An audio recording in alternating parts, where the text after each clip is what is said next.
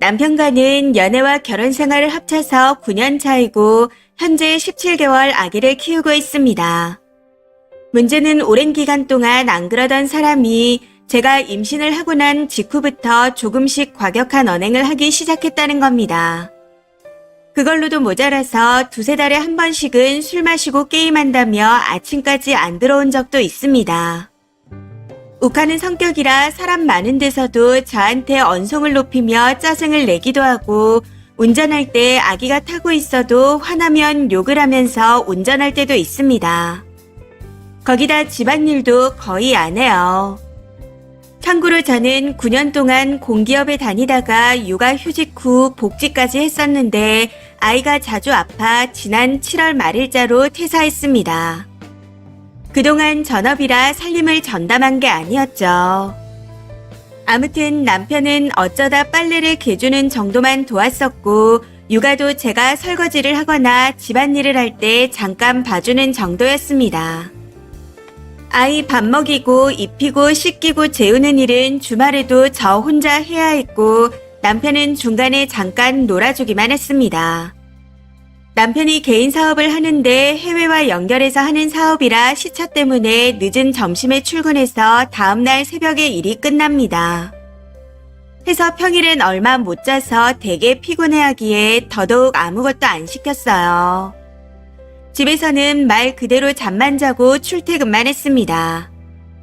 그러다 보니 저도 불만이 쌓여서 남편이 위와 같은 행동을 하면 그때마다 못 살겠다, 이혼하자 라는 말을 했었습니다. 그럼에도 아이가 있다 보니 어찌저찌 넘어가서 그대로 살았었죠.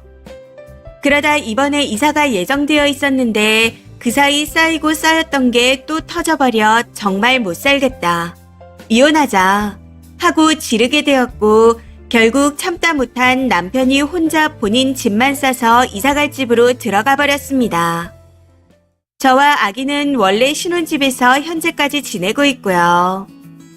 그렇게 일주일이 지났는데 떨어져 지내다 보니 혼자 생각할 시간이 많아져서 제 자신을 다시 한번 돌이켜보게 되었습니다.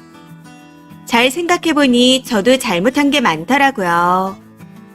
독방 육아에 지쳐 남편한테 따뜻한 말 한 번 한 적이 없었고 화나면 없는 사람처럼 투명인간 취급을 해버렸습니다.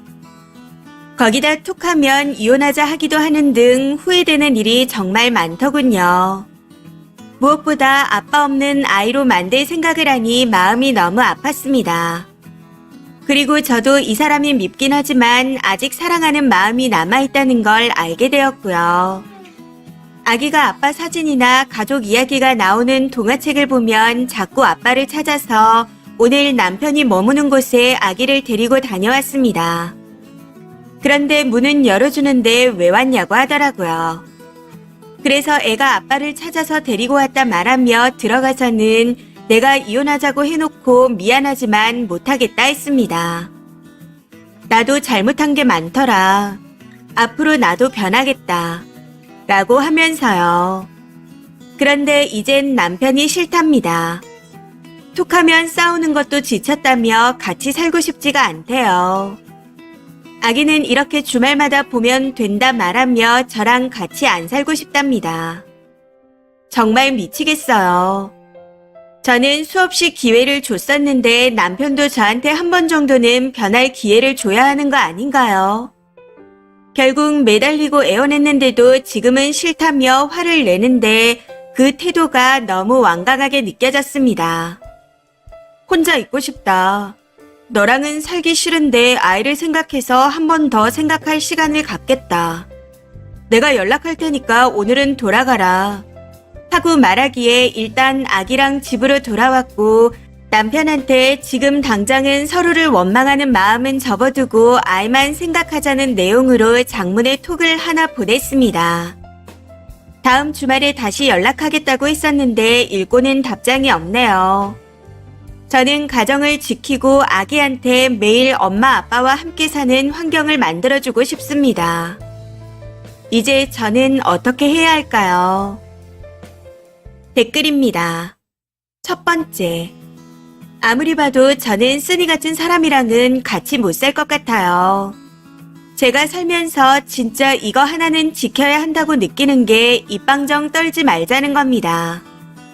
그 말들이 전부 본인에게 다시 돌아오거든요. 이 또한 쓰니의 입방정에서 비롯된 일들이니 책임져야지 어쩌겠나요.